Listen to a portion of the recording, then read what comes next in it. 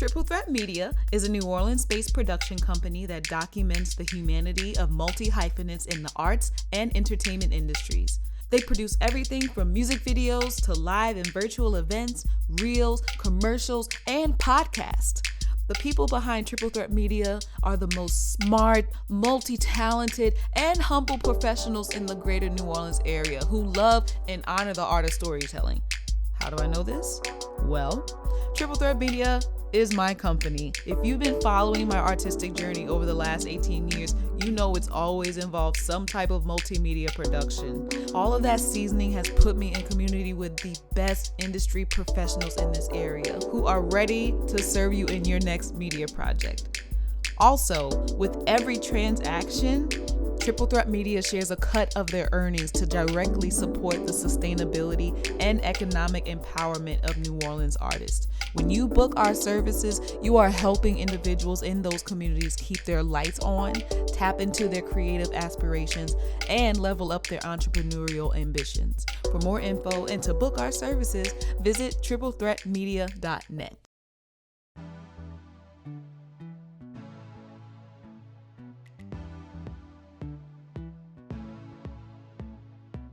Ho, ho, ho, everybody. Welcome back to another episode of The Self-Aware Millennial. I am your host, J.Mix, and today we are talking about child abuse. So let's talk about that over the Christmas family table, all right? But before we get into that, I just wanted to first and foremost, if you did not listen to the trigger warning, I'm giving you it again.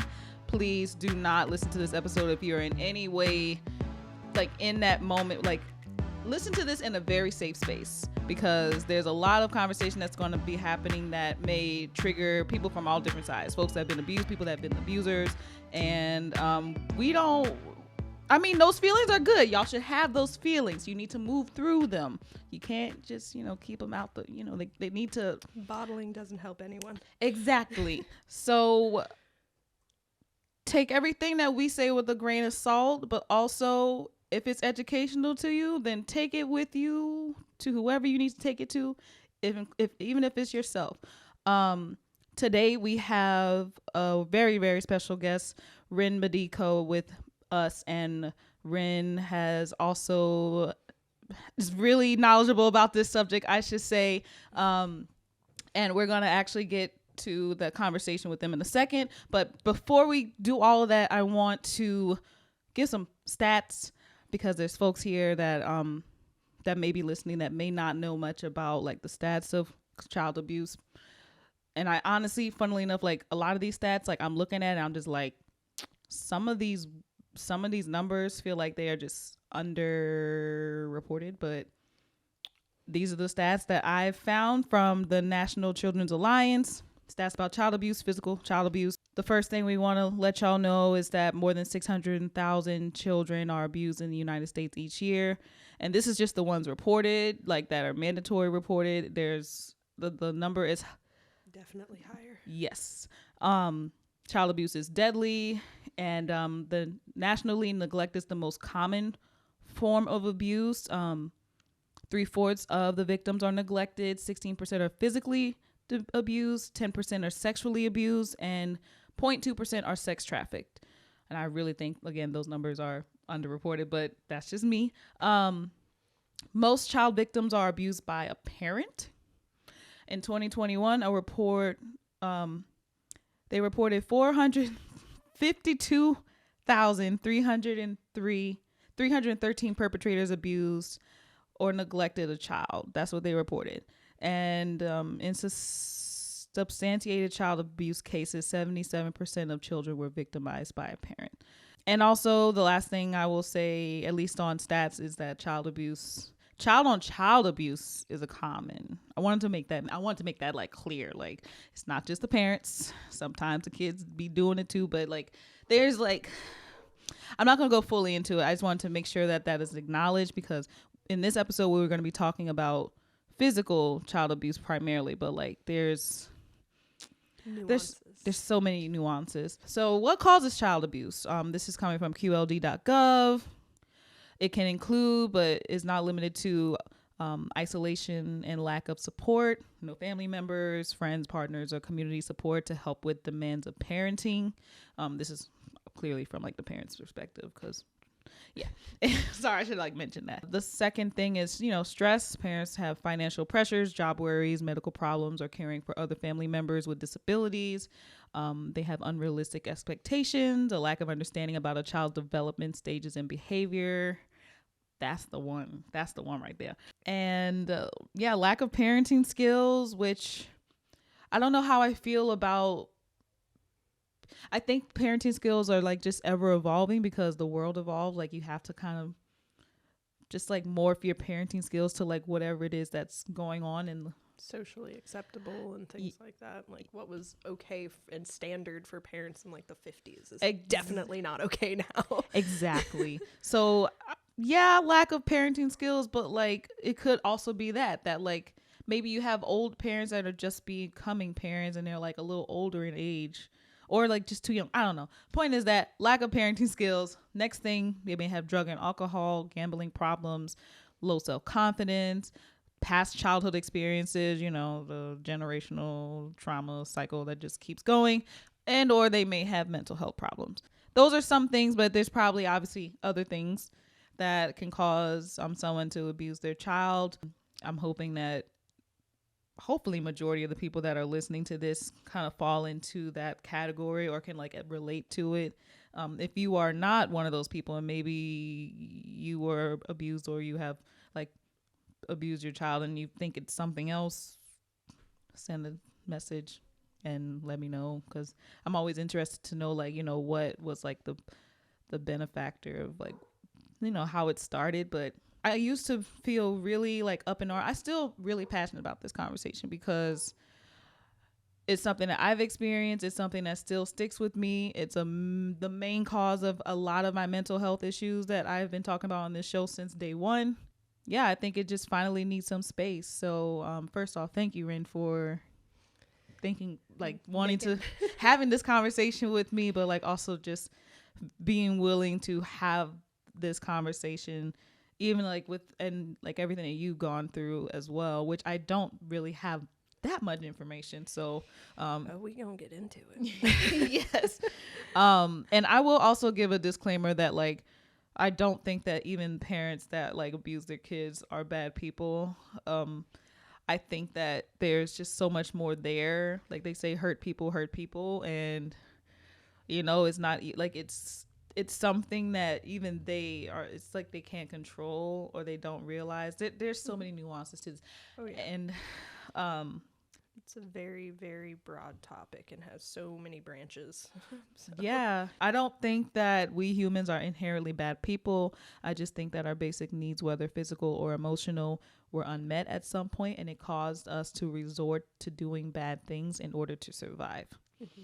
But that doesn't excuse the life altering effects that adults can impose on children by resorting to corporal punishment.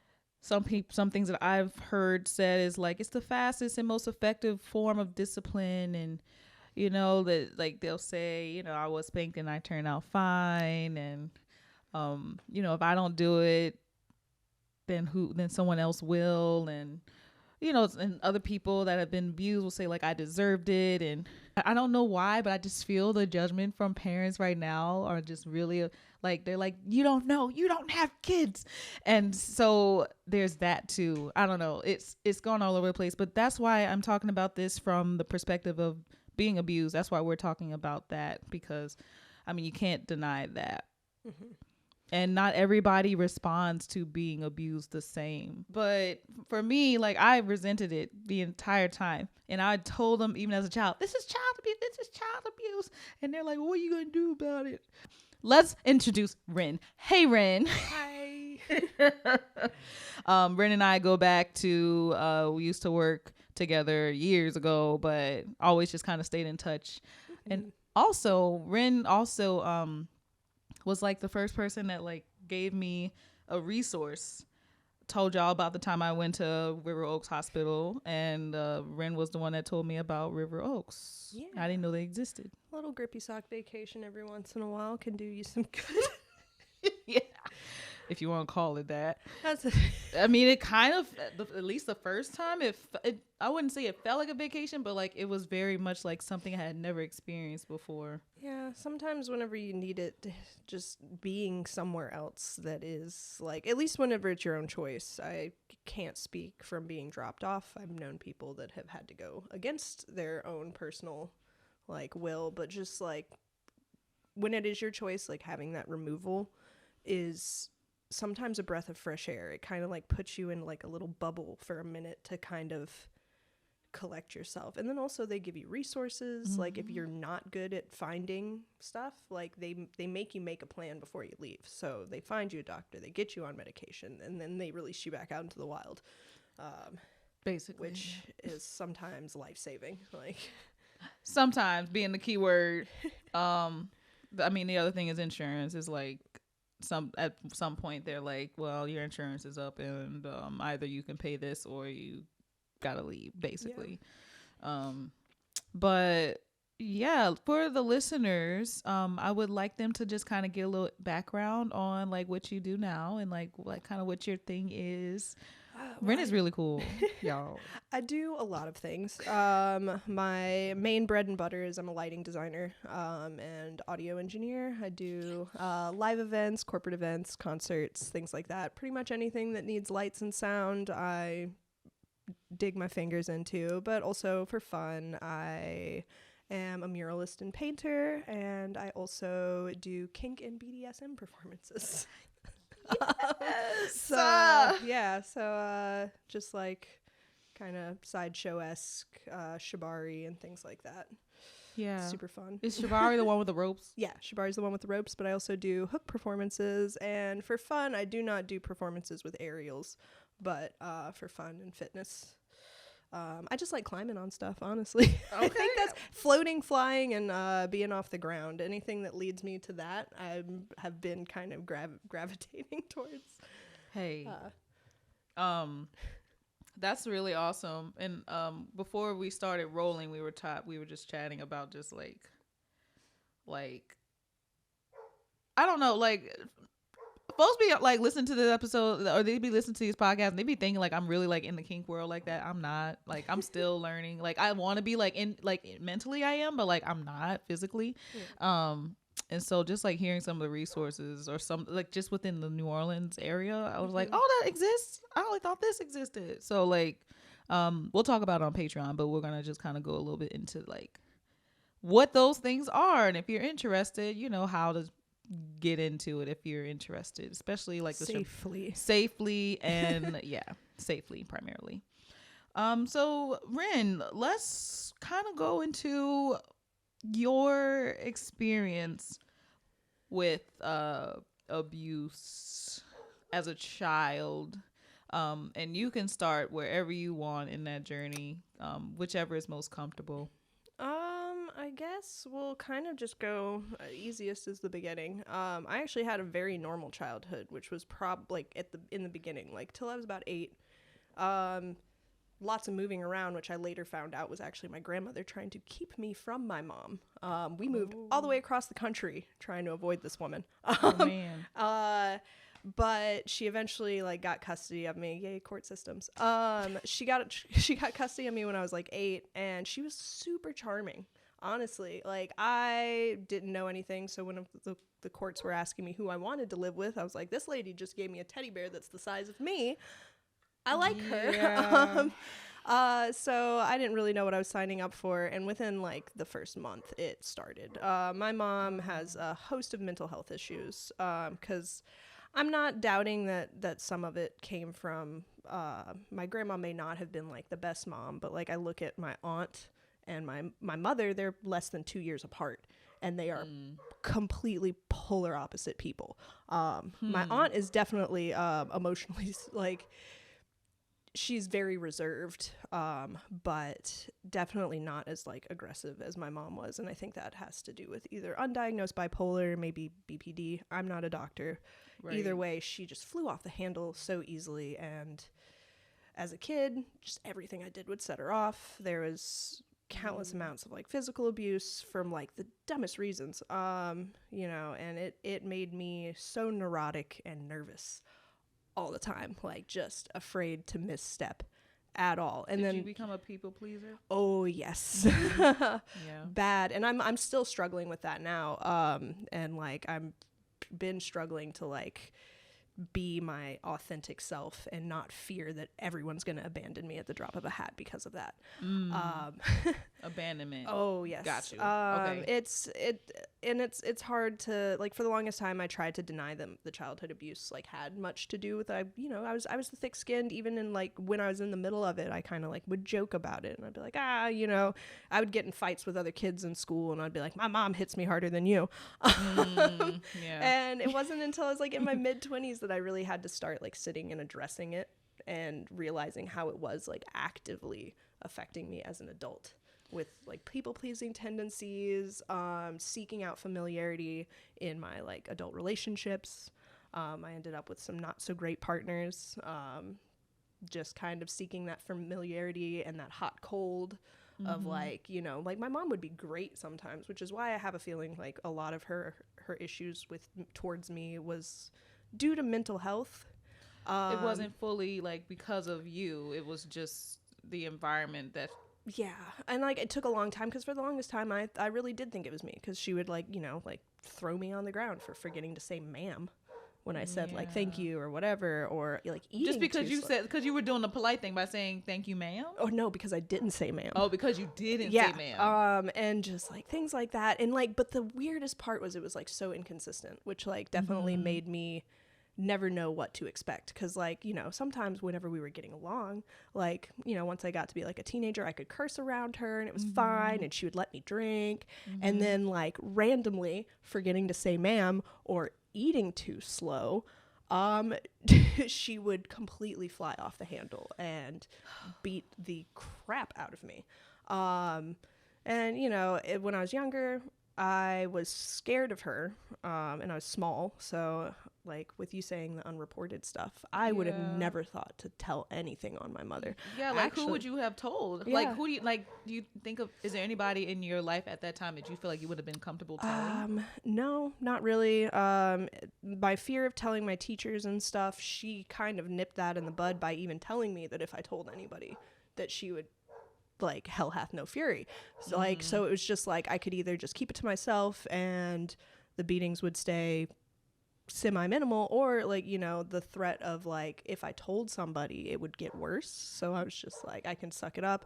And then I was protecting the rest of my family, and it took me a long time to realize that's what I was doing, is I was trying to protect my grandmother.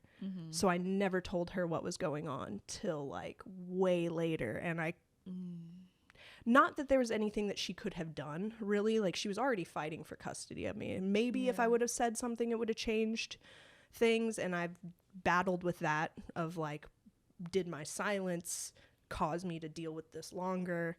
Like, if I would have come out and said something, and I have shoulda, coulda, woulda myself into spirals countless times. Because, like, you know, the final straw... Like I moved in with my mom around like 8 years old, and I was taken away by CPS when I was 16. For that reason? Yes, for domestic violence. And possibly I still to this day do not know if she was trying to kill me or not. That final time, like she, like I said, was just I could never read her. And honestly, to this day, I don't think that she has ever fully admitted to herself what she did, because I don't think my mother's without conscience, which is why I have a lot of sympathy for her, because like I said, I think it had a lot to do with mental illness, and I think she's blocked most of it out. That part. She, like, I honestly think that if she ever really sat and realized because she loved me. I don't think that she didn't love me. Yeah. I think that if she ever really sat and thought about all the shit that she did to me when I was a kid, I don't think she'd make it. Like, if she does have a conscience, like, there's no way she doesn't just completely shut that off, because like you kind of have to in order to keep going. Yeah, like the stuff that she did to me, like I know personally, like I could never imagine doing that to a child. Like, the things that she said to me, that she did to me, like, I personally could never without feeling absolutely horrible about myself. Because, like, you know, there's an 8-year-old sitting in front of you. Like, I don't want to get too graphic, but, like, she literally stabbed me one time because I was eating too slow. Like, you know what I mean? No. Like, and, like, I was like 9. Like, why would you do that? Like, I just, aside from being severely mentally ill and very unchecked. Yeah. And you think there's probably things that, like, you blocked out? Oh yeah, definitely. There's some stuff that, like, you know, didn't come to me till, like, therapy, and, like, this year specifically, I've been really, really, really trying to. I got out of a pretty bad relationship that kind of was off and on for like a year and a half, and I finally got out of it in last December, and it caused me to do a lot of self-reflecting and realizing, like, why I was putting up with that. Like, he never, like, it wasn't physical, but just, like, the emotional and, like, mental and, like, psychological crap that man was putting me through. I, in hindsight, have no idea why I was putting up with it. Even in the midst of it, I was like, this is ridiculous. And I was just like, oh, it reminds me of my mom. Yes, it's something familiar. Yeah. And you're not, like, it's the familiarity of it all. Yeah. I have that issue too. I've had conversations with people that I just continue. Like, they're literally berating me. They're literally, like, just saying these mean things about me. And I'm still just trying to make amends. Like, but. Yeah, the people pleaser. You want people to like you. You want people to accept you. And, like, sometimes you got to remind yourself, like, these people don't deserve my presence or my, like, sympathy or my patience and, like, empathy. It's like, you know, sometimes people can just be assholes. Like, I don't need to know their backstory. I don't need to know what happened in their childhood to make them act this way, because, like, my childhood was horrible, and I've still done everything that I can to not pass that negativity on. You've done the work. I mean, and I have passed it on. Like, I have not been a saint. You know, like, I've been emotionally manipulative and, like, you know, in my own ways, because, you know, growing up not having the attention and the love that I wanted, I'm like, I realized that acting out in certain ways got me attention, and like, that's not healthy. And that's, like, you know, people that love me and care about me are going to be there for me. I don't need to make a spectacle and, like, freak out and cry and play, and, you know, it's like, I don't need it. Yeah. Would you consider yourself a perfectionist?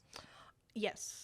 Okay. And that was a newer revelation, because I always viewed myself as lazy. But I've realized that a form of perfectionism can be the not even trying, or you try once and, like, oh, nope. And then you just, I have so many unfinished paintings and projects and things that I've wanted to do and wanted to try, but because I couldn't nail it that first time around, or it's just not working out the way that I want, I just drop it and never touch it again. That was, like, one of the few times my mother would be proud of me, was my accomplishments.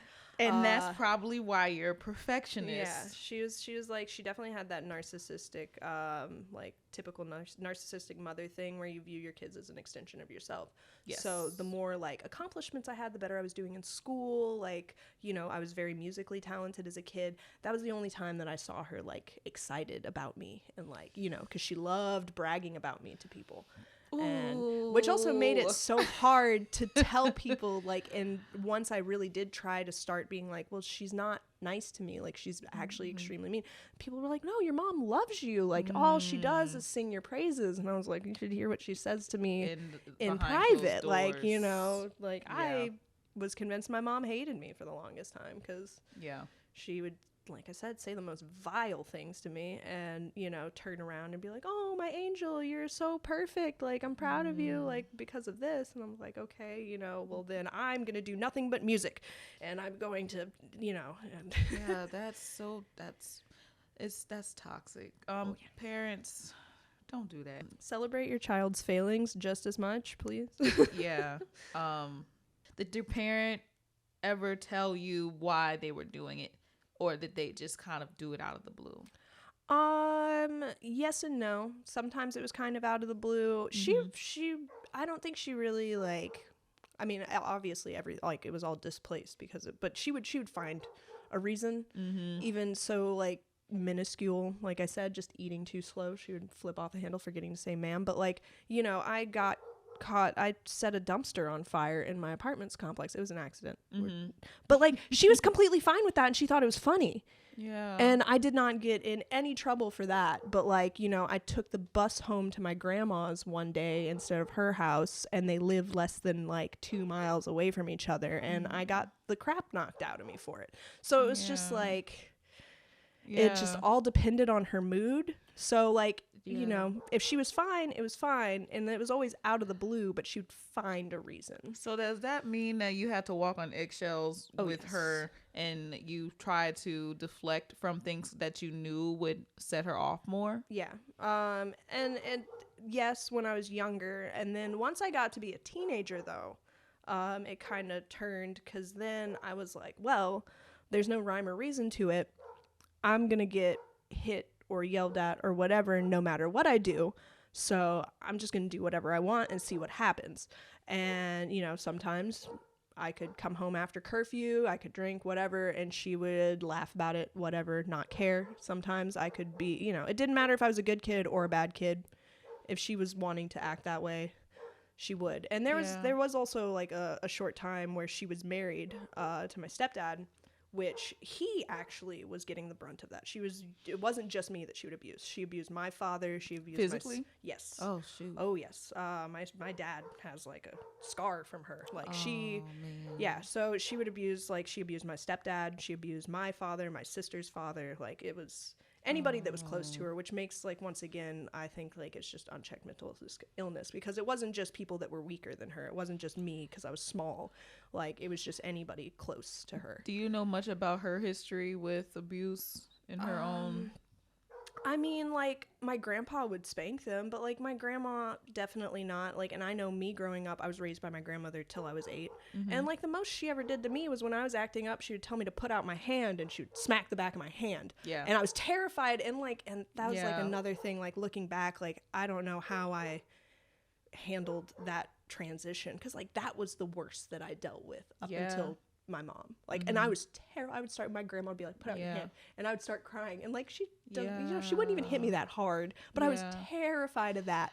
And then going from that to like my mother, who was like absolutely like, I don't want to go into too much detail about like exactly what she would do, but like it was just you don't have to, absolutely over the top for someone that was my size. Like you did not need to like, like it was just insane. And like sometimes she would apologize to me afterwards, which was also like really weird. I would almost have to comfort her, like, because like I think she would like feel guilty after like what she did, or she would see marks on me afterwards and be like, oh, like I'm so sorry, like whatever. And then I would have to tell her that it was okay. Which also, like I said, that carried on into my adult life. Like even my like my partners, like even though I knew what they were doing to me was not okay and was abusive, but I would comfort them through it, and it's like, oh, I know why you're acting like this. I know that you've got your own issues, and I'm here for you, and like whatever. Forever when you should be martyr. the one, like at that point, like you were the one that was just abused. You should be like, it's to turn that back on, like what that's And it's actually like my default now. I'll like catch myself doing that like when I'm upset, and then I see like no matter how upset I am, if I see that somebody else around me is also getting upset, I will immediately click into the forget me, I don't matter. What are you going through right now? Like, can I help you? Which is also why I never really talked about my abuse with anybody else, because like it's something that I'm used to, and that it gets to me when I talk about it, but not like to a crazy level, but I can see that it makes other people uncomfortable when I talk about it. And then I get into the, well, like, no, it's fine. I'm fine. Look at me. I'm good. Like, right. You're trying to, but first off, thank you for giving me all that information, and just kind of going into that. I know that could be hard, especially trying to remember just like certain details. Oh yeah. And I still have a lot of sympathy for my mother. Like, I miss her constantly. I have not spoken to the woman in 10 years, just for my own mental well-being. My sister still talks to her, but they have a very different relationship than I had with her. Because... How? Oh, we were not raised in the same household. Okay. And then also, I don't know if like it was a conscious effort of pitting us against each other, or if my mom had some sort of, I don't really know. I don't know what game she was playing, honestly. Was there favoritism at all? Yes and no. So like my mom didn't raise either of us when we were kids. She was a drug addict until I was about 5. My sister went to go live with my grandparents. And then I came along, and then when I was about 2, my grandma got custody of me, but they couldn't take care of both of us. My aunt and my grandma weren't making enough money to take care of 2 kids. So my sister got sent to live with her dad, which the Kubotas are an amazing family. She had a great life, and still does. But she there was obviously some like resentment between us, like growing up. So it was like, I took her aunt and her grandma from her. And then it was made even worse when my mom turned around and fought for custody of me and did not even attempt to get my sister back. So my sister would come visit like once a year. So my mom would shower her with attention, money. Like she would give her credit card with her name on it. Guilt on guilt on guilt yeah, on guilt. and then like, mind you, I'm over there like just got taken away from my grandma. I'm crying. My sister's like, I don't get what your problem is. Like you know, my sister was also kind of like aggressive towards me when we were kids. But I mean, I don't blame her. Like I stole everything from her eyes. And also like don't know why I went into that immediate like protection mode, but I didn't even tell her that my mom was beating me. And I just like kind of was just like, it's not that great, I promise. Like, and my sister didn't kind of get what was going on till like later, because my mom really didn't like, she snapped at her once or twice, but didn't catch the full brunt. And you only really, and I think that's another thing in terms of folks that abuse others, and from what I've experienced, nobody sees that side of them like anywhere else but like behind closed doors. Yeah, they can be the most charming individuals. They're usually the most charming. People like them. They're like not necessarily the star, but like folks would not think it's the person that it's usually the person that you least suspect out of a group of people that are like just having, let's say, it's a random conversation. At least in my experience. They're well, because that's how they get you in. Nobody starts being abusive immediately, you know. Like my mom, she warmed me up with a giant teddy bear. She was super nice whenever we were doing all the court visits. Like it wasn't until like within like the first like month or 2 of her having full custody of me that the abuse even started. And by that point I was already, you know, she already had me. And same with like past like, you know, partners that I've had since then. They're super charming, they're super nice. So then once they start like the little bit of abuse here and there, you're already in love, you're already attached, you're already, you know, you see that good side of them, and that's what you want to find hold on to. Again, and you're never going to get it back. You're never going to get it back. Unless they go and get the help that they need, and you can't provide that for them. A licensed professional needs to give that to them. And even a licensed professional sometimes can't do it.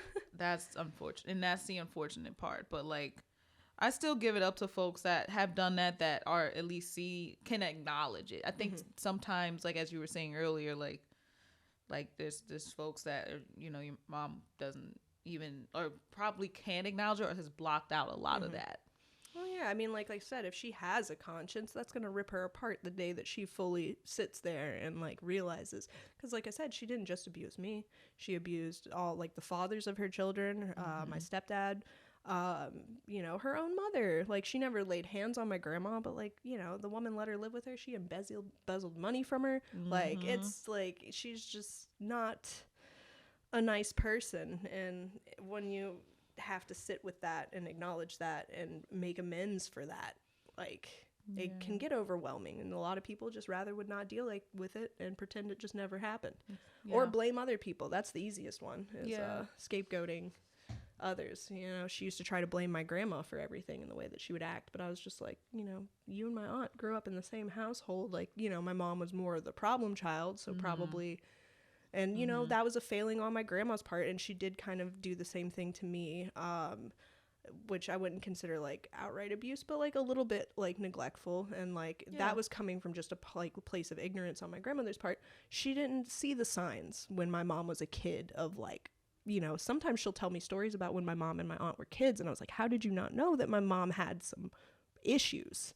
Like, you should, you know, she should have gotten her help a long time ago, but you know, my grandma was ignorant. She was just like, okay, well, you know, maybe another spanking and she'll calm down. Or, you know, with me, I like had a lot of like emotional problems as a kid, and she would just put me in my room till I stopped screaming, and then she was like, okay, you're ready to come out now.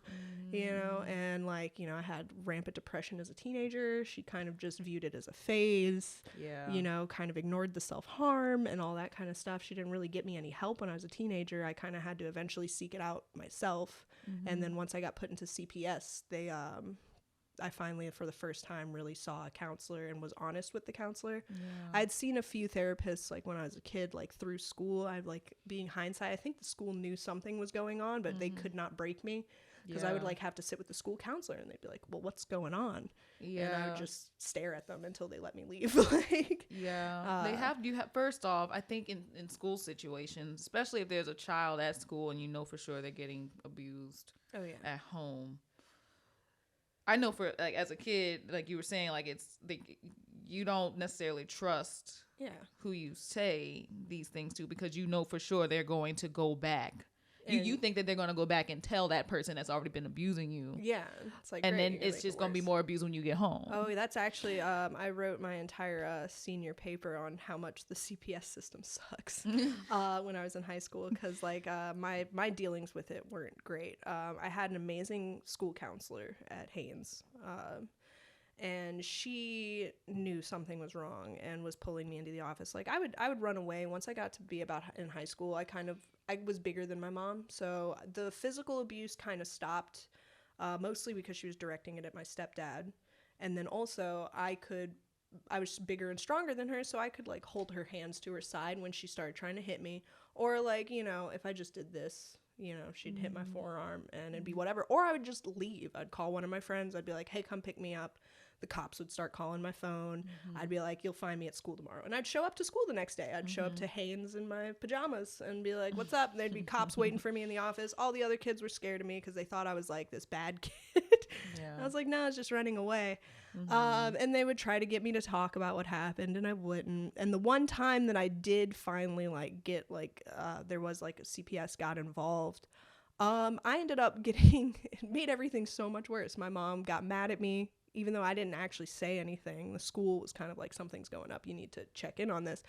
My mom put on a good face for the CPS workers. I told them there was nothing wrong. But then, you know, she turned around. She locked me out of the house for 3 days and started charging me rent after that. So I was like 13, 14, walking up and down Vets Highway trying to get places to hire me, and they're like, well, you don't have a worker's permit. I was like, I need a job. Yeah, you're not old enough to work at most of the places. No, I was not. And like, my mom had to sign off on a worker's permit, so I ended up actually getting a job at a local venue. There was like an all-age venue. The owner was just like, okay, you know, here, sell drinks, take money at the door for tickets. And then, you know, I was hanging out at that place all the time anyway, so I ended up getting, you know, a couple, you know, I would get tips, and then was able to toss my mom like a couple $100 a month. But like, I was like 13, like paying freaking rent. But also, why are you helping your mom pay rent?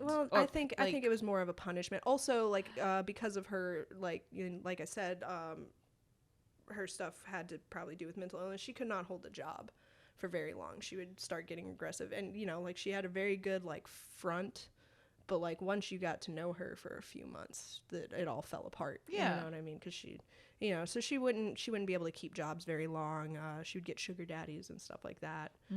But they would never stick around very long. Because I wonder if it's because she doesn't like being like controlled. Possibly. She doesn't like being controlled. She always thinks she knows the best way for everything. You know, she'll go into a job and start telling them everything they're doing wrong, instead of just keeping her mouth shut, going to work and going home.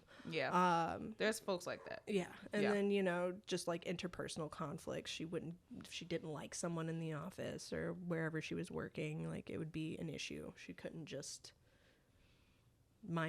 stay in her lane and mind her own damn business. Like, it was not ever that. So yeah, she would get let go a lot. So tell me more about, like, because you mentioned that she stopped physically, at least physically abusing you, like, once you were older. What age was that? Well, it wasn't actually that she stopped, like, it was just that she had somebody else. My stepdad would actually, like, step in the way. So they got married, it was, like, around 2008, so I'd say I was, like, 13. And so he was taking the brunt of it. They were arguing all the time, and I'd wake up in the middle of the night to, like, cops arresting one of the two of them, like, on a regular basis. They were actually in the newspaper one time for all of that. And then once they got divorced and they split up, they were only married for like a year. Then it started again. But I was just, like I said, I was old enough that I either left or I like held her arms to her side or just kind of blocked it. And eventually I kind of got tired of being the one that got in trouble and getting reported. So that last fight that we had that actually led to me getting taken away, I just didn't block anything. And I let her go. And it was 16 hours. Oh gosh. Yep, 16 hours straight. And I eventually locked myself in the bathroom. So I don't know if she would have kept going, but like I didn't block anything. I just let her. I didn't run away. I did leave the house at one point because she did hit me with a metal pole that actually cut my arm open.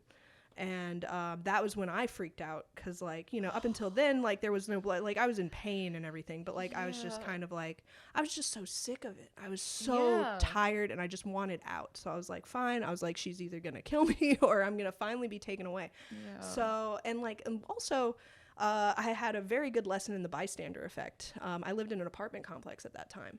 And for all those hours, there was screaming. I was crying. My mom was yelling at me. Not a single person in that apartment complex called the police.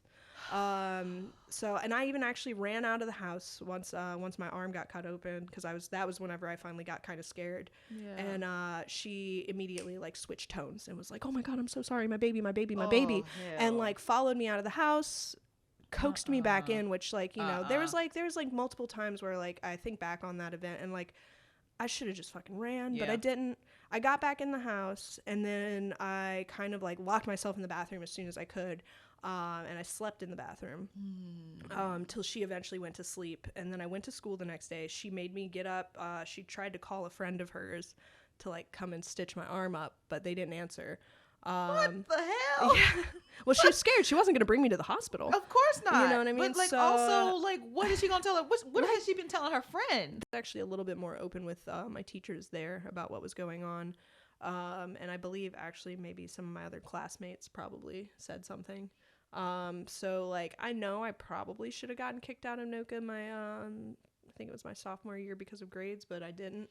You know, and I got transferred. I wish grades didn't exist. I wish schools could just educate without the grading system. Yeah.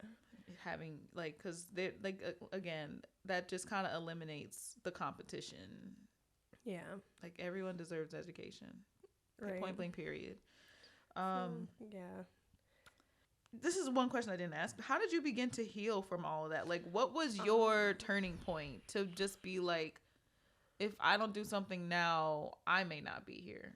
I've actually had a few kind of, for lack of a better phrase, not that I am religious, but like come into Jesus moments, you know, where I just kind of realized that I was going down like bad paths. There was, you know, when I was younger, I was doing a lot of drugs even in high school.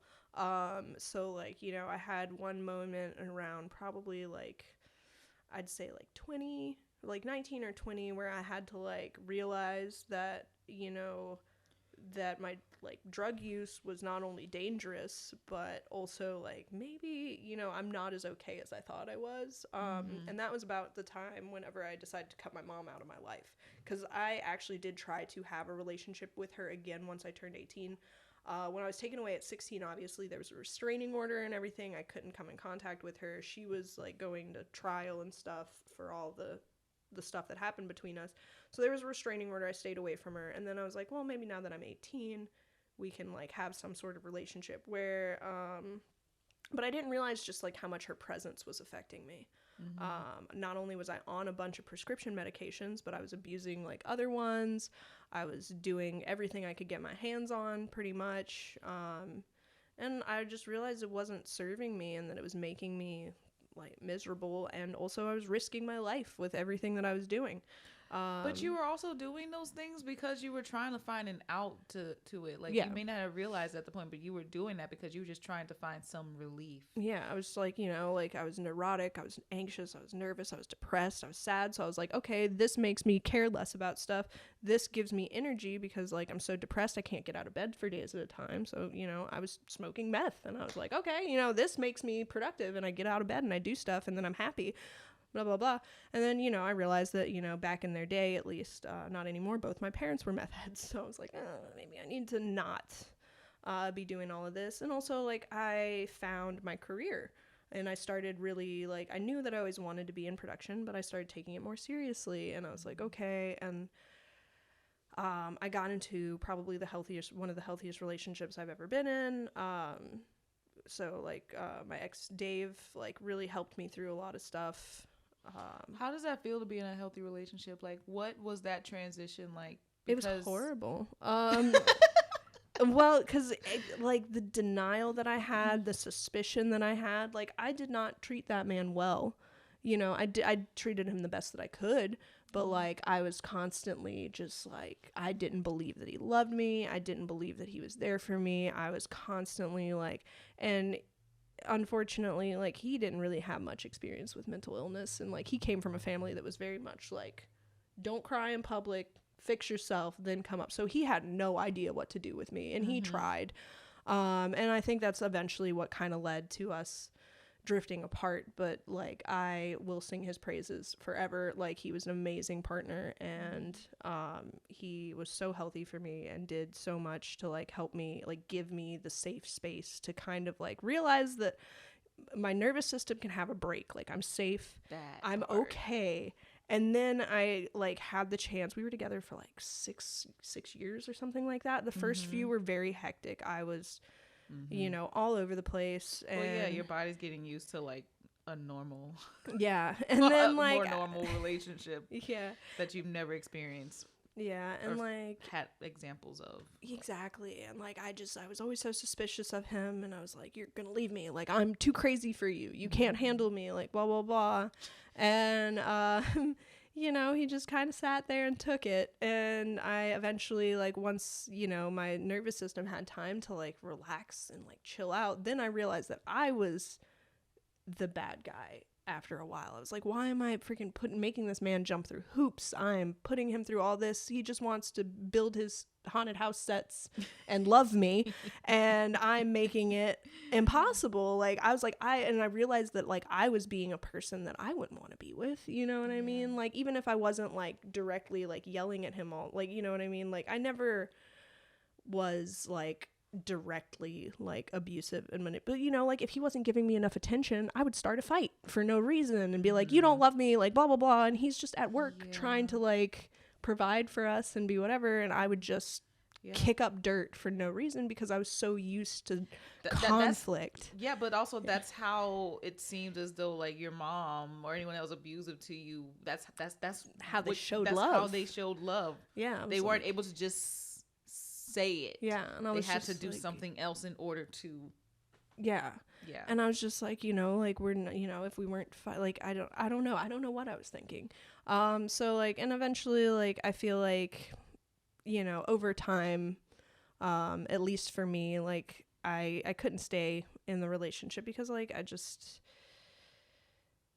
I felt bad for the way I treated him over the years, and also like we just ultimately wanted separate things. But then like I did kind of like, I was in a good place for a while there, and like he helped me to get there, but I had still not really, I had addressed like the surface level stuff. I'd like sat there and realized like, wow, my own behaviors are toxic, and I'm not being like a good partner. I'm not being a good granddaughter. I'm not being a good, and that led me into a little bit of a spiral. Like I started addressing all of that, and then that sucked me back down to like less about my childhood stuff, but more about like, wow, I'm a piece of shit.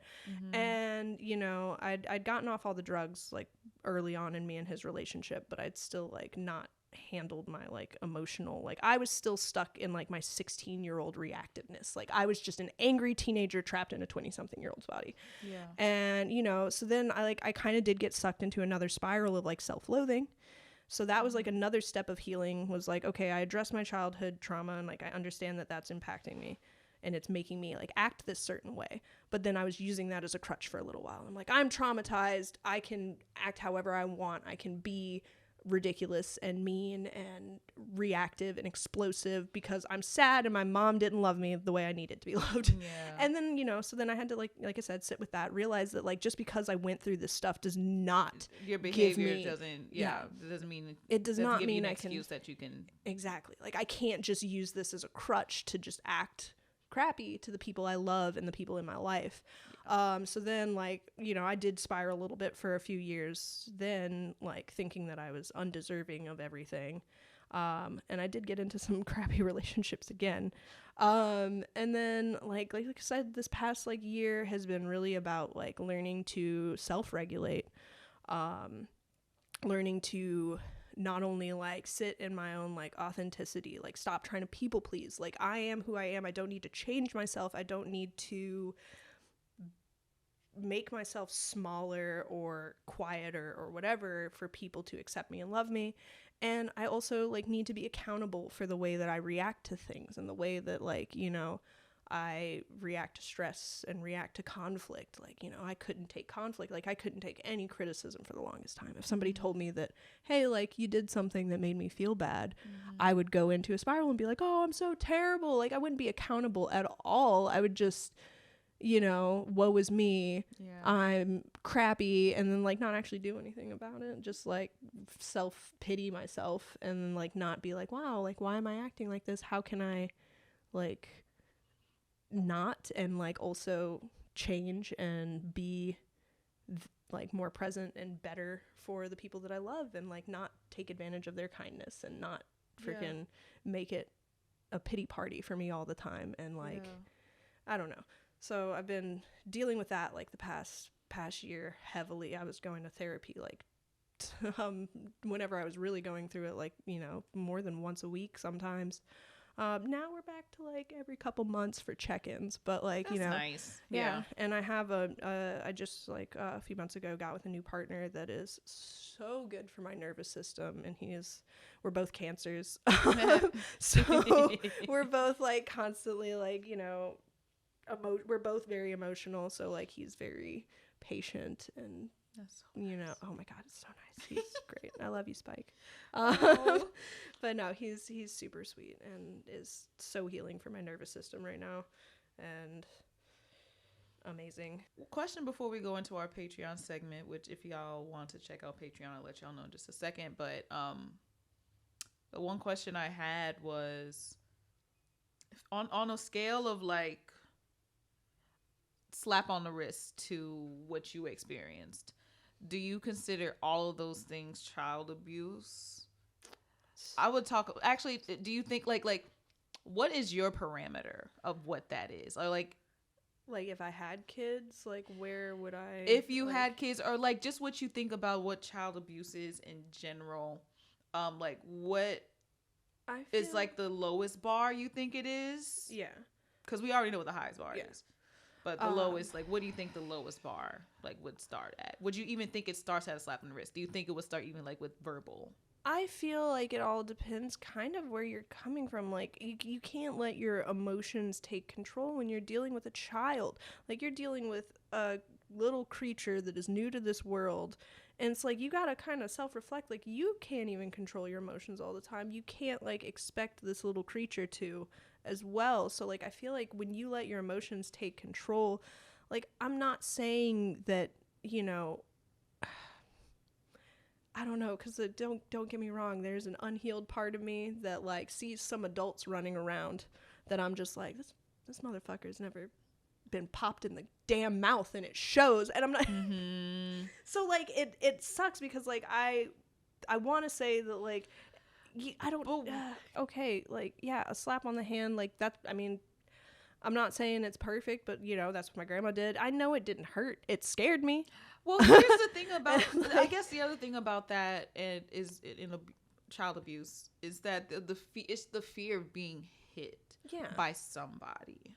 And that teaches you to hit when you're mad. I don't know. Yeah, it's like I think that's the issue that I am coming across when I just even think about the fact of anything, any child, any animal, whoever is getting hit. Mm-hmm. Like, why is that? Like, there should not be a you fear. Feel better, or right? Like, what is the impact of hitting somebody? What is it actually doing besides making you feel better in the moment, because now you have something to just release your anger. Yeah. Which in turn, that energy still does get transferred to somebody or something. Yeah. Is this conversation speaking to you right now? Do you feel the self-awareness taking over your body like a real good song? I want you to make a mental note to share the Self-Aware Millennial podcast with someone you love, because sharing is caring and love is not possessive. Sorry, y'all, but y'all can't have it to yourself. But for real, y'all know how good it feels when someone shares with you, whether it's their resources, their food, their wisdom, or their spouse. Okay, well, some of us. Spread the love. Decapitalize your mind and practice the gift of sharing. And want to help us reach new audiences? Rate us 5 stars on Apple Podcasts and Spotify. If you're feeling extra giving, leave a compliment. Come on, you know you want to. Enjoy the rest of the show. Hey everybody, we're back, and I keep forgetting about the cameras. Huh? I said I keep forgetting about the camera. Yeah, well, this is the camera that sees us both, and that one's the one that looks at you. But yeah, we just had a long talk, just not that long, but like I kind of went a little bit more into detail about my experience with child abuse, which honestly wasn't that much, because not only have I experienced it, but like the people around me experienced it, and there's just many different levels. This can be a whole series, honestly. Maybe I'll work on that and see how we can make that, we can start that, and maybe next season, not this season. But one thing we did talk about on the other platform was we need to figure out now, folks that are listening to this, that are like, how in the world can I help these kids or anyone that is experiencing abuse in any sort of way? But like, let's first off just even like some people, like what you said, you kind of tried to hide it for a while, and so that no one, like, it was just business as usual. Or I like, didn't want to be pitied. I didn't want, I didn't want people looking at me different, like, and especially because I had so little control in my home life. I was like, I wanted to be viewed as strong and maybe even a little scary, you know what I mean? Mm-hmm. So I didn't want people to look at me as like weak, or because I felt weak. I already felt weak. I didn't want everybody to see me that way. So, and also protecting my loved ones. I knew there was people that cared about me, and like knowing that was happening would hurt them. So what's one thing that you think you wish you would have had back then in terms of outlets? Like, if you could think back to that time when all that was happening, and maybe something or someone that, like a best case scenario where someone stepped in and did this, what do you think that would have looked like? My mom getting the mental help that she deserved, or like, well, not deserved, but like needed, you know what I mean? Because like I said, I don't think that she's inherently a bad person. When she was in a good mood, we got along. Mm-hmm. So like her having like access to like therapy, medication, whatever she needed, that probably could have completely changed that scenario. Now, you know, I do also believe that kind of at her roots, she was also just kind of a bad person. Mm-hmm. So that would have only gone so far, but it probably could have helped a lot, at least to the point that we'd probably have some sort of relationship today.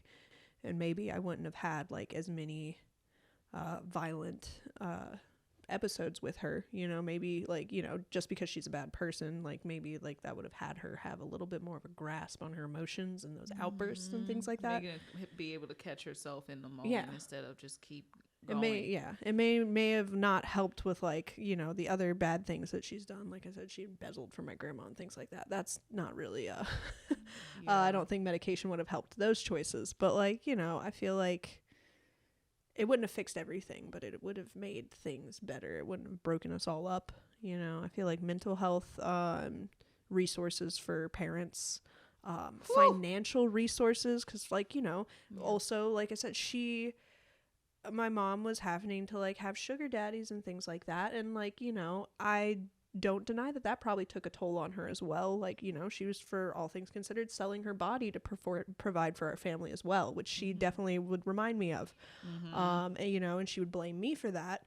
Like saying like, look what I'm doing this for you, like blah, blah, blah. And, it wasn't my fault. That's not your fault. Yeah, it wasn't. But like, like financial resources for parents, freaking mental health resources for parents. Like sometimes like, like, yeah, you want resources for the children as well, but like some of these, like, like you can keep these families together, and you can, you may not be able to make them perfect, but like instead of like, the foster care is not that great either. I was very lucky and I was put with a family friend, but like, one of my friends was in a group home and that was terrible. He was running away constantly. Like there's so many ways to stop these problems before they start. Yeah. I mean, it starts with, it may not start in the current or the generations of the folks that, we had to. Yeah. But it's obviously with the conversation that we're having right now, it's already making a turn, I think. Yeah. But I will also acknowledge that, like, this is also a privilege that we're able to do this. There's so many people that are not in the space and don't have the resources to do that. So I'll make sure within this, the description to just include some more resources for folks that are looking for that. That clarity and wanting to just like be better for not just themselves, but maybe their future selves and maybe the future folks that they may be bringing into this world. Because that's another big thing that I don't know if I mentioned at the beginning of this episode, but like a lot of people will chunk into the fact, especially in the Black community, like, it's just the way it is, and that's how a lot of people are disciplined, and like that's just what works, and it becomes a thing where everybody jokes about it because they're trying to make it feel a little bit more palatable, almost as a coping mechanism, just to be like, yeah, we all experience this collectively, and it's not good. Just because you experience does not mean you need to pass it on. Like, yeah, it's not a rite of passage either. But I mean, there's many roots, and a lot of people that make these arguments, they say it's corporal punishment that dates back to slavery and even before that. But it's just kind of like the means of which massa would keep control over their slaves that were misbehaving or doing anything that they considered wrong. Leading with fear and not leading with fear, and yes, leading with fear versus like just like having a conversation. But in that instance, it's like you're already viewing. The other thing about that is like you don't view that child as a full human. You don't view them as a full human, and that they can't make decisions on their own. That anything that they do is subpar and not. Like, whatever they do up until they turn 18, like, it's not real. Yeah. Or it's not, like, people can't take it seriously. Yeah, like, this isn't traumatizing. You're just a kid. You'll forget it when you're older. It's like, nope. Nope, not at all. It's going to come out one way or another. Yeah. And, unfortunately, it usually comes out with how they treat their own kids. And oh, yeah. And I think the issue is that a lot of adults who are parents primarily that do that, I should say, like, they don't want to come to terms with that. And that's something that they, because they've already been working so hard. Like, I decided to be a parent, and this is how I work. This is how I, and you can't say anything because you're not the one raising them. And like, you'll get all of those things put back at you. Like, and I mean, okay, I guess valid, but like also that does not change your shitty behavior. But by not being able to communicate with your kids in a means that, but I was communicating with them and they didn't hear me. I'm like, there are so many different ways you can communicate. If it doesn't, this one thing doesn't work, then you need to try something else. But you don't have to hit. Anyway, sorry. I'm like I'm literally having arguments with people that are probably trying to argue in my head. Anyway, let's talk about signs of child abuse. When you see a child outside and you can tell, like, not outside, but anywhere, what are some signs that you think that they may be abused? What are some things that even like you were maybe trying to like let folks know? I mean, other than like obviously showing the things that have been happening. I would say a reluctancy to talk about what's going on at home, like for fear. Avoiding discussing things. You know, I would just give people the silent treatment personally, but like, you know, some kids are a little bit more creative. They can just dance around the subject, you know. Got to give them a little bit more credit. Those little guys are smart. They are. But yeah, just kind of like, I would say an avoidance of wanting to talk about details or anything specific that's going on. I even struggle with it to this day, like maintaining eye contact, keeping head down, even just like, you know, sudden movements around them if they freaking flinch, you know. And you know, whenever I would get in trouble and the teacher would be like, we're about to call home, I would lose my shit. I would start crying. I would, you know, there's little, I mean, that was a very obvious sign in my opinion of that there's something wrong. Like I would anything but call my parents. You know, violence, acting out, you know, bullying other kids, like you were saying earlier, the hurt people,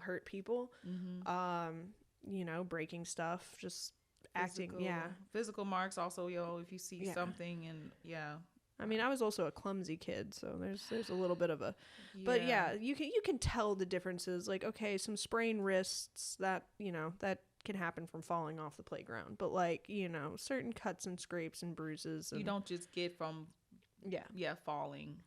You know, cleanliness, like if kids are dirty all the time, like there's like a certain level, like, you know, like malnourishment too. They're malnourished.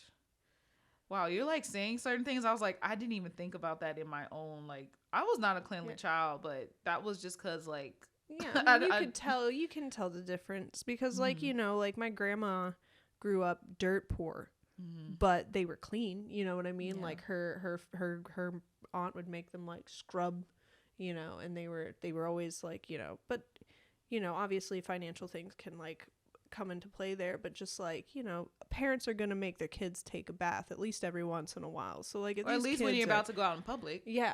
So, like, you know, if, like, they're very obviously, like, days worth of dirt and things like that, like, obviously somebody's not paying attention to this kid. And because it's not always physical. Sometimes it's just neglect and, malnourishment, cleanliness, like, if they're repeatedly getting bugs and stuff, like lice, if that's happening. You know, kids get it every once in a while, but, like, you know, if this kid keeps popping up all the time, obviously there's something going on with their living situation. Another thing I have here on the list is just a kid will sometimes flat out tell you if they trust you. So make sure you're always make sure you have a safe space with the kids that you are around. Like, make sure that they feel comfortable around you, especially if you suspect something's happening, because then they may just, at least in my instance, they just flat out tell you. And, also, don't make a big deal about it right away. That will scare a kid away from telling you the truth. They will not feel safe with you. I'm not saying don't report it at all, but like give them a little bit of time to like get used to you without you immediately running, and make them feel like it's like have a conversation with them like you, but also don't like talk to them like a child. Just talk to them like you would talk to anybody. Because again, like you said, kids are smart. They're very smart, and they're not like, they know when something's up. They literally know when something's up. Oh yeah. No matter how hard you try to make it seem like nothing's about to happen, they know. If they feel like you're about to try to trick them into something, they will shut down so fast. Like, you know, there was a few teachers and stuff that I would talk to a little bit. But, like, if I ever felt like it was getting anywhere near, like, something really going down, I would, everything's fine. What are you talking about? Like, you know, I would start just exclusively talking about my grandma. Nobody else. Like, I think one thing that I wish I had at that time was just, and I kind of mentioned this on Patreon a little bit, but, like, adults that were literally watching it happen, like, in broad daylight, like, right then and there. I wish someone would have stepped in and like Yeah. and just like said, you're doing something wrong here. Because then that would have validated me, at least at that point, to know that what was happening was wrong, and that like the way my nervous system was experienced, like being abused at that point, like I was confused. I'm like, I know this feels wrong, but like everyone around me says this is right. And so having somebody there as a child, like saying like this is not right, like would have had me at least understand and like have that information in my head at a younger age, so that you at least feel validated, even if they're not actively getting you out of that situation. I did have somebody like that, thankfully. Whenever I was like around middle school, one of my friends' moms, he told her what was going on. Mm-hmm. She actually knew everything. She probably, like, this was, like I said, I was in middle school still. But like she would do little things, like I could tell that she didn't get directly involved, which I'm not at all advocating that was like the best route, but like in my situation, it was amazing because she never confronted my mom directly, but she gave me a place to go. Yeah. You know, I would go and like spend the night over there, and she would always, you know, like she would feed me. She would, you know, I could go and spend the night over there and things like that. And you know, she gave me a safe place where not only, you know, I hid everything from my grandmother, but she knew what was going on. So she could tell me like, sweetheart, I'm so sorry this is happening. Like, are you all right? Do you need any Neosporin? Like, whatever. And she was fully privy. I could tell that she wanted to fight my mother every time she saw her. Yeah. But she kind of, you know, didn't get too involved, but like let me kind of have an outlet, come to her and like have her home as a safe space and somewhere that I could hang out and that I could go when things weren't like necessarily bad, but like, you know, if I stayed out of my mom's way, then nothing ever went bad, you know? Exactly, yeah. So it was, you know, you can, if you don't want to get directly involved in calling CPS, you can just be a safe space for that kid to just come and get some sort of relief, a good meal, you know, a bath, a night of sleep where they're not worried, like, you know, of someone waking them up. You know, there's like little things like that. Gosh. Even kids falling asleep a lot in class and things like that. That can be a sign because, you know, like, they were up all night with a parent that would not let them go to sleep because they were either beating them or berating them or whatever. Or even parents fighting, you know, or parents fighting, yeah.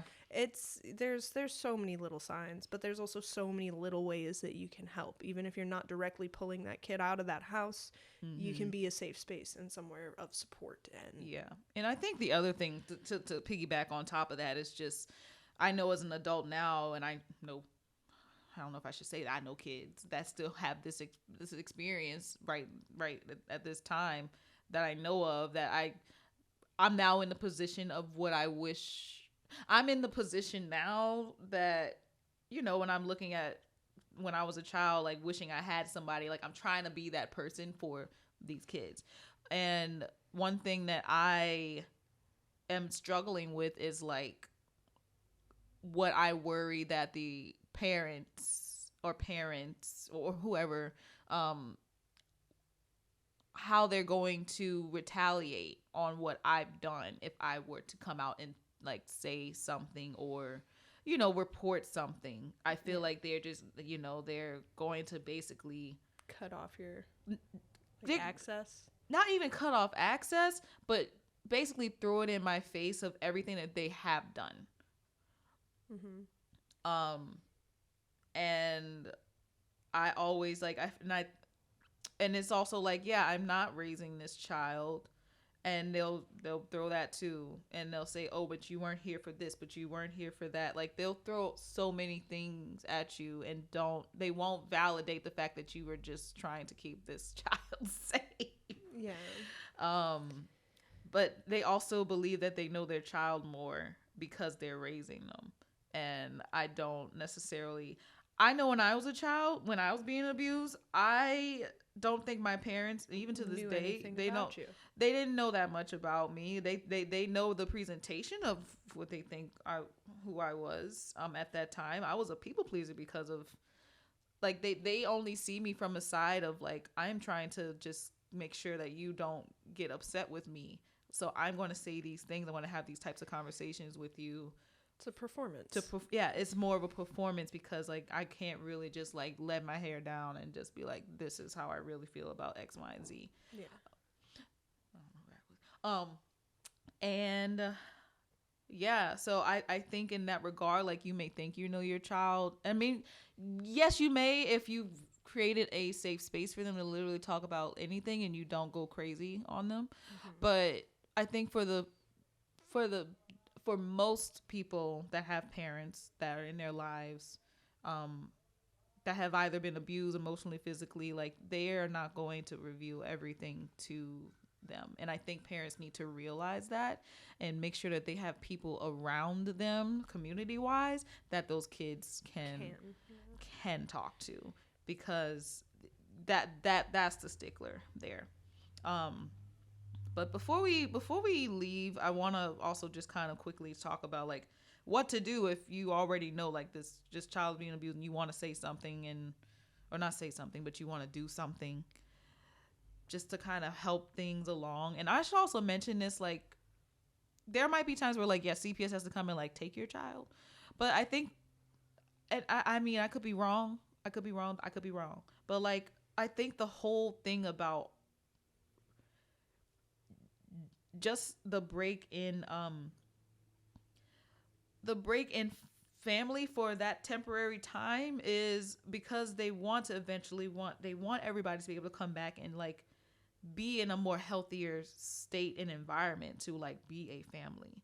It's not that they want to take your kids away forever. Like no one wants to take kids. No one wants to like break up like their routines, because that's also traumatic. That's something that's going to take a toll on the kids forever, no matter what. So it's like either you can get yourself together mentally, physically, or the child is going to be taking their entire lives to try to do that for themselves and for you. So tell them where we can find you. We didn't even have a conversation about your everything that we gonna have to just bring you back. That's all. All right. But yeah, tell us where to find you. I'm on Instagram. I don't have Facebook. I mean, I do, but it's deactivated. So good luck with that one. But I'm on Instagram as Pentagram Popsicles. But yeah, I do shows and stuff, and I'm always like, I love talking about mental health and things like that. So I'm always open for those kind of conversations. I have BPD, obviously, from childhood trauma. And like, I don't know, it's healing for me to talk about these things and share resources. And I love like helping people, you know, at least kind of get the stepping stones to trying to get some help, because I feel like, you know, obviously not everybody can afford therapists, but you can do your own research and, you know, read certain books and just there's like, a lot of free talk groups. Oh yeah. There's a lot of amazing therapists on Instagram and TikTok too, if you do some digging, and like just you gotta work on finding what resonates with you, leave what doesn't, you know what I mean? But yeah, just starting these conversations and knowing that there's other people out there that like have gone through things that are similar, or, you know, I don't know. It's just a healing in its own way, honestly. Yeah, I have a question. And this is something I probably should have asked like before we close out, because I feel like, and probably people that are listening are like, so you got into a world of kink where like you are being like, not like, you know, but like consensually, like, you know, and like how does that I do get hit for fun now, and I mean, I may or may not be related to my upbringing, but like, you know, there's those centers in your brain, and like, especially like, is it the familiarity of it? I wouldn't even say that. I don't know. I feel like I probably would have been just like personality wise just drawn to this because I'm like a pusher of my body. You know, like tattoo wise, I love the endorphins and the adrenaline that comes with, you know, like my body does not like to produce serotonin naturally. So I do everything that I can to force that to happen, you know, whether it be piercings and tattoos and things like that. And then obviously I've taken it steps further with my hook, like I do hook suspensions. So like that, it's like a whole rush of endorphins. And like same with like, you know, some people get it from jogging. I don't like running for long periods of time. So I need a little bit of a shortcut. Yeah. But like, you know, impact and things like that, you know, it doesn't always have to be like hitting super, super hard. You know, everybody's different, and it's like working with like a dom or whatever that you trust and that knows you and your body and like your signs. But like, you know, I just went to a wonderful impact class the other day. I'm blanking on her name now, but they run the page for Firebird Leather. Mm-hmm. They make impact toys, and they do amazing like in-person classes where they even just talk about like the body's natural like rhythm of like whenever you start releasing endorphins, and then your body just kind of naturally has a wave, and like learning to read that wave in your partner, and like, you know, hitting a little bit harder for a minute and then backing off and then things like that. It can be cathartic because it can just bring out like this stuff in your body. Like for me, like say, like, and I get like different things from different things. So like for hooks for me, I kind of like let my anger out with that one. You know what I mean? Like I get my piercings, I pull on stuff, I swing around. It's very primal and aggressive. And I kind of like, you know, I love taking hooks when I want to fight someone, I guess, you know what I mean? And I let that anger and that rage and that just pent up frustration out when I do hooks. Whereas for me, like shibari, that is like, it's forced meditation. Like, I can't sit and meditate. I wish I could. I've been practicing. Either. Yeah, I get. But like shibari, it kind of like holds me in like a position that may not be comfortable. So like I have to sit there and focus on my breathing, target my breath into certain areas. If I'm breathing into my side, if I'm breathing into my stomach, depending on like what position I'm in. Also the feeling of the ropes on your skin. It's just something to like take me out of my head for a few minutes and put me in my body and make me experience the now.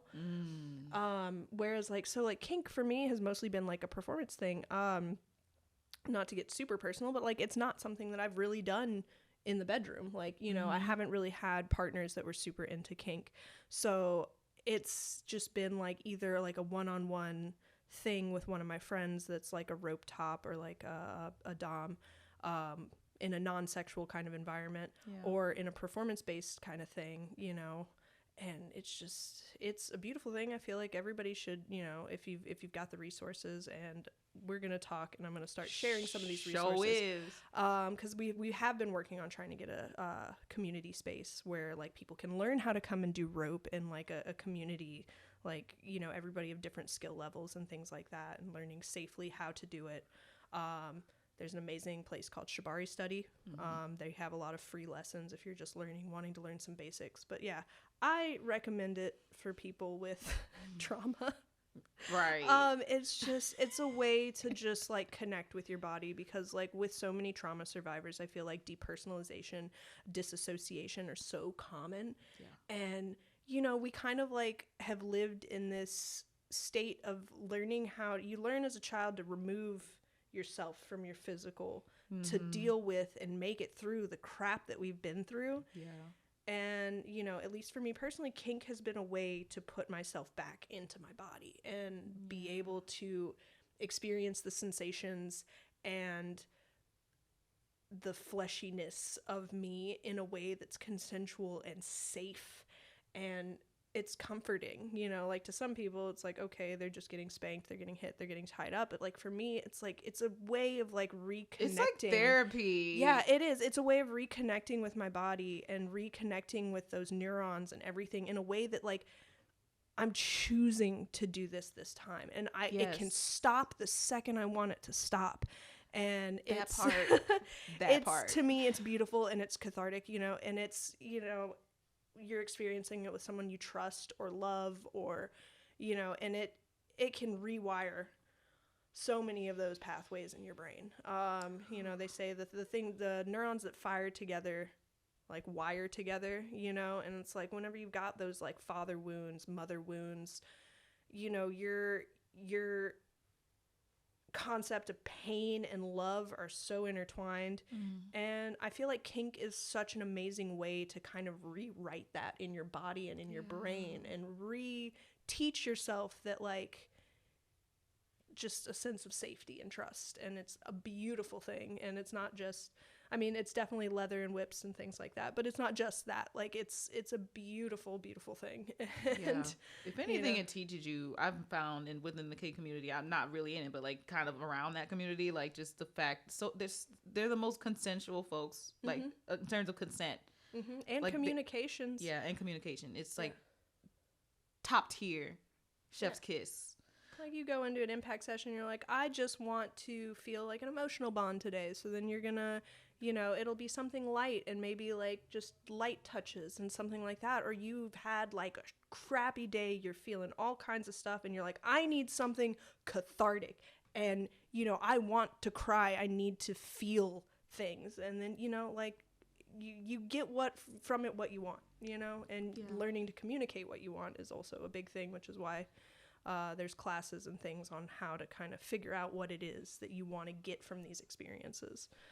But yeah, and we're going to talk about some resources soon. Maybe a different episode on that. But. Yeah. I realize this conversation will definitely have to be something that we do again. Gladly happy to bring you back on. Thank you so much for being a part of this conversation. I hope y'all enjoyed this conversation. I hope that y'all y'all probably won't see me until the new year. But I hope that this was impactful. If you have any questions, please feel free to shoot a DM. You can always email theselfawaremillennial@gmail.com. And yeah, all the resources that we're chatting about will be in our description for y'all to take heed. Please go help these kids and yourself. All right, y'all. Bye. Peace.